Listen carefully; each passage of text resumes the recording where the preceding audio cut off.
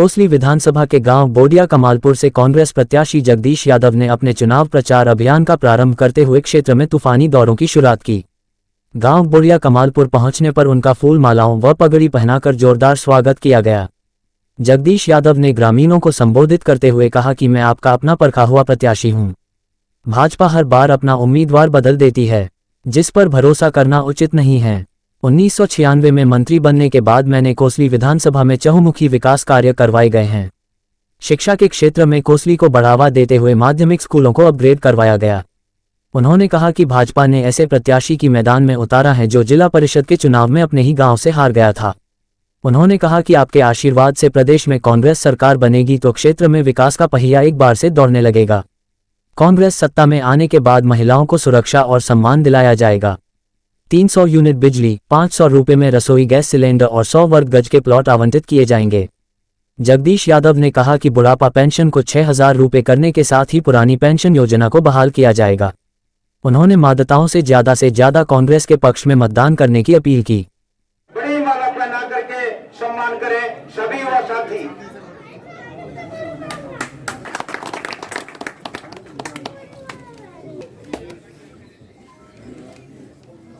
बहुत बहुत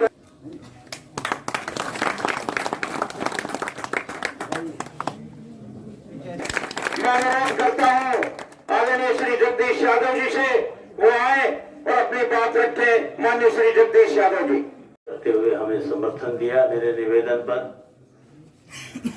और मेरे साथ आए हुए सभी पदाधिकारीगण, मेरे साथी डॉक्टर रोहतास, नंबरदार साहब और बहुत से इकट्ठा होकर एक बात कही कि हमारे स्कूल में +2 को पढ़ा दे। सबसे पहले मैंने बोडिया के स्कूल को पढ़ाया। उस समय बहुत बड़ा काम था और आज भी बोडिया कमालपुर का स्कूल का नाम है इलाके में। बहुत दूर दूर से बच्चे आते हैं। वो आप सबका श्रेय आप सबको जाता है, क्योंकि आप लोग इसमें बड़ा इंटरेस्ट लेते हैं, रुचि रखते हैं स्कूल के डेवलपमेंट में। इसलिए यहाँ पढ़ाई हमेशा से अच्छी रही है, ज्यादा बच्चे दूर दूर से आते रहे। अब मैं आपका कांग्रेस पार्टी की तरफ से आपके विधानसभा क्षेत्र से उम्मीदवार हूं।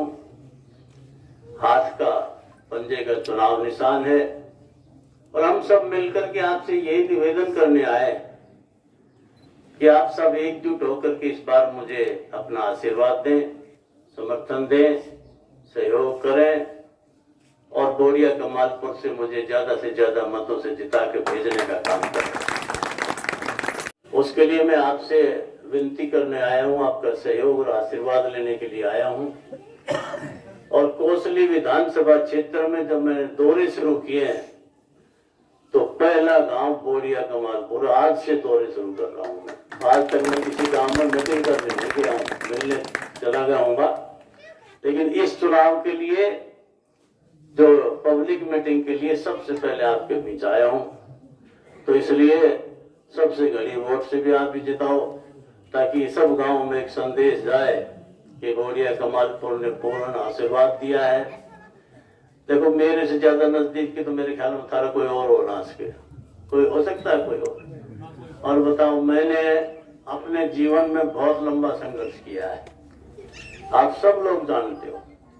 आप नजर दौड़ाओ, हीरवाल में कोई ऐसा दूसरा नेता आपको नजर आता है जो 30 साल से 33 साल हो गए मुझे, जो आपके सुख दुख का साथी हो, आपके बीच हमेशा आता रहा हो, और आपने जब भी मुझे याद किया मैं हमेशा आपके बीच खड़ा पाया हूं। इसलिए क्योंकि मैं आपका अपना हूं, इस बार मुझे आपके सहयोग की विशेष तौर पर आवश्यकता है कि इलाका इस बात को समझे कि मेरे मुकाबले में जो भारतीय जनता पार्टी का उम्मीदवार है वो अभी नया आया है। पिछला पार्षद का चुनाव वो हार गया था, अपने गांव से भी 56 वोट से वो हारा है अपने दूसरे उम्मीदवार से। तो भारतीय जनता पार्टी तो बदल बदल के नए नए आदमी लाती है।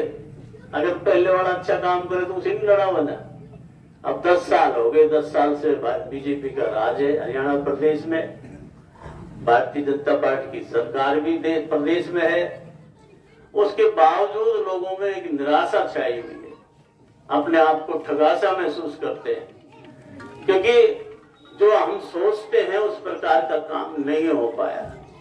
आप याद करो, सन 96 में जब आपने मुझे जिता करके भेजा, तो ये इसी पर्स में, इसी चौपाड़ में, यहाँ से आने का रास्ता नहीं था, इतना कीचड़ भरा होता था। अगर बड़े को, बच्चों को तो शायद नहीं पता, लेकिन बड़े जानते होंगे इस बात को कि हम ये सारा रास्ता कीचड़ से भरा पड़ा था। अगर सबसे पहले गलियां बनवाई किसी ने तो जगदीश यादव ने गलियां बनवाई। गांव में पीने के पानी की समस्या का समाधान किया तो जगदीश यादव ने किया। स्कूलों के दर्जे बढ़ाए तो हमने बढ़ाए। आप बताओ, कोई सोच सकता है कि 3.5 साल के दौरान 37 स्कूलों के दर्जे बढ़ा दिए थे मैंने, क्योंकि मैं गांव का रहने वाला हूं। मुझे मालूम है कि गांव में रहने वाले बच्चों को शिक्षा के लिए दूर अगर जाना पड़ेगा तो उससे वंचित रह जाएंगे। हमारे बच्चों को, बेटियों को दूर ना जाना पड़े, इसलिए मैंने इस प्रकार की योजना बनाई थी। बड़े बड़े गांवों में सब में +2 के स्कूल बना दूं, ताकि 5 किलोमीटर के दायरे में एक +2 का स्कूल हो तो 2-3 किलोमीटर से ज्यादा चल के ना जाना पड़े। और सरकार की बात यह है कि आज हरियाणा प्रदेश के कोने कोने से आवाज आ रही है कि आने वाली सरकार कांग्रेस पार्टी की सरकार बनने जा रही है। चौधरी भूपेंद्र सिंह जी हुड्डा मुख्यमंत्री बनने जा रहे हैं। और आप जब आप मुझे जिता के भेजोगे तो सत्ता में आपकी जब भागीदारी होगी, आपके इलाके का चहुमुखी विकास होगा। कोई विकास में कमी नहीं रहेगी, जो मांगोगे वो मिलेगा। क्योंकि 10 साल जो आपके प्रतिनिधि रहे वो बड़े कमजोर किस्म के लोग थे, जो दस्तक करने वाले एमएलए थे। मैं काम करने वाला एमएलए बनूंगा। आप जो काम मांगोगे वो करवा के लाना सरकार से मेरी जिम्मेवारी होगी। हमारी पार्टी ने घोषणा की है कि हम बुढ़ापा पेंशन सरकार बनते ही 6,000 रुपये महीना करेंगे, ताकि बुजुर्गों को पूरा सम्मान मिले। उसके अलावा महिलाओं के लिए भी घोषणा की है, हर महिला को 2,000 रुपये महीना महिला को भी दिया जाएगा। पैसा घर पे पहुंचाएंगे, ताकि उनका बहुत महंगाई है उस पर अंकुश लगे। पुरानी पेंशन स्कीम मुलाजिमों के लिए लागू करेंगे। 2 लाख खाली पद पड़े हैं, उन पर सरकारी नौकरी देंगे, परमानेंट नौकरी लगेगी। और जातिगत जनगणना करवा करके सबको पूरा हक मिले, इस प्रकार की व्यवस्था की जाएगी। बिजली की 300 यूनिट माफ करेंगे। 25 लाख तक का इलाज मुफ्त होगा जब हमारी सरकार आएगी। आजकल इलाज बहुत महंगा हो गया है। पहले तो हम व्यवस्था करेंगे कि सरकारी अस्पतालों में उचित प्रबंध हो, सहूलियत मिले। सेहत के बारे में बड़ी विशेष तौर पर स्वास्थ्य बहुत महंगा हो गया, स्वास्थ्य सेवाएं प्राइवेट में भी, उसके लिए भी सरकार ने कह दिया 25 लाख रुपए तक का इलाज सरकारी खर्च पर होगा। 100 गज के प्लॉट गरीबों को दिए जाएंगे। और ये जन विरोधी पोर्टल बंद करवाएंगे। सिलेंडर, जो महंगाई बहुत भारी है, तो सिलेंडर की कीमत 500 रुपए कर दी है सरकार की तरफ से। 500 रुपए में सिलेंडर मिलेगा आपको। किसानों को एमएसपी का कानूनी दर्जा देंगे ताकि सर्वाधिक भाव मिल सके। और क्रीमी लेयर जो हमारे रिजर्वेशन में 6 लाख रुपए कर दी थी, उसको बढ़ा करके 10 लाख रुपए करेंगे, ताकि पिछड़ा वर्ग के साथियों को इसका पूरा लाभ मिल सके। और पहले तक पदक लाओ और पद पाओ, उसको भी लागू करेंगे। और हमारे इलाके में विशेष तौर पर हमारे बच्चे खेलों में पिछड़ गए हैं। बाकी हरियाणा प्रदेश में काफी मेडल आते हैं, तो अगर मुझे आपने अवसर दिया तो मैं पूरा प्रयास करूंगा कि बड़े बड़े गांवों में स्टेडियम खोले जाएं, खेलों को बढ़ावा मिले, कोच लगाएंगे, खेल की नर्सरियां बनवाएंगे, और ताकि बच्चों का रुझान खेलों के प्रति बढ़े, वो भी पदक लाने में कामयाब हो। और इसके अलावा एक बहुत बड़ा काम होने जा रहा है कि अगर हमारी सरकार बनेगी और मुझे आप विधायक बना के भेजोगे, तो एमपी साहब ने ये घोषणा की थी कि हम, और हमारे मैनिफेस्टो में भी आ गया है कि जिस तरह मानेसर में आईएमटी है, औद्योगिक क्षेत्र है, उसी की तर्ज पे कोसली में भी एक आईएमटी बनाएंगे, ताकि हमारे बच्चों को रोजगार मिले, दूसरे बिजनेस के साधन मिले। और इस प्रकार प्रकार से इस इलाके का विकास हो। अब हमारी रिश्तेदारी जिस की, अब देखो मानेसर में कितना भारी निवेश हो गया है, विदेशी कंपनी आ गई, बहुत से काम हो गए, बिजनेस भी बढ़ता है, रोजगार भी मिलता है। उसी प्रकार की व्यवस्था हम कोसली विधानसभा क्षेत्र में करेंगे तो एक तरह से एक बदलाव आएगा, बहुमुखी विकास होगा इलाके का। तो आपसे मैं तो यही हम सब मिलकर के विनती करने आए कि इस बार किसी के बहकावे में मत आना। बहुत सारे साथी बहकाने भी आएंगे, और अगर आपको पता है मेरे खिलाफ तो जो विरोधी दल के जितने भी चुनाव लड़ते हैं वो सारे इकट्ठे हो जाते हैं बाद में। इसलिए इन बातों का भी ध्यान रखो, वोट को बांटो मत। ये जितने खड़े हैं वो कोई इंडिपेंडेंट आएगा, कोई गोत्र की बात करे, कोई किसी तरह का इलाके की बात करे, किसी के झांसे में मत आना। तो हमारा अपना भाई, अपना बेटा जगदीश यादव है जो जात पात से ऊपर उठ करके भेदभाव से दूर रहते हुए आपकी सेवा करेगा। इसलिए किसी के झांसे में मत आना। कोई तीसरे चौथे अगर उसको कोई वोट डालता है तो वो हमारा नुकसान करेगा, वोट को कुएं में डालने का काम करेगा। इसलिए वोट बहुत कीमती है आपका। जब एक एक वोट किसी प्रत्याशी को आप डालते हैं उसी से तो सरकार बनती है, परंतु अगर आपका वोट गलत आदमी और गलत पार्टी को चला गया तो 5 साल आपको पछताना पड़ता है, अपने आप को ठगा सा महसूस करते हो जैसे आज कर रहे हो। अगर आपका वोट योग्य उम्मीदवार को जाएगा, अच्छी पार्टी को जाएगा, तो प्रदेश में जो सरकार बनेगी आपकी अपनी सरकार होगी, आपके इलाके का चहुमुखी विकास होगा, आपके लिए बिजली और पानी की व्यवस्था होगी, बच्चों को रोजगार मिलेगा। आज बेरोजगारी की समस्या बहुत विकट समस्या है, उसका समाधान होगा और आपको सुरक्षा मिलेगी और सम्मान मिलेगा।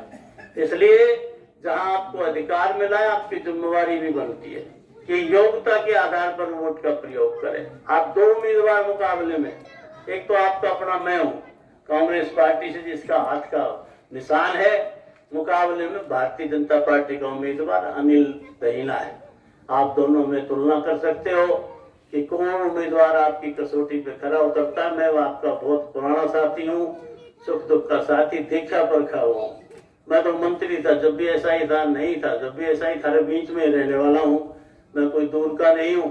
कोई भी एक बात और बताऊं आपने कि कहीं के कोई भ्रांति हो भी निकाल दो, मेरे से कोई भी साथी सीधा आकर के मिल सकता। मेरा दरबार खुला है 24 घंटे, कभी भी आओ।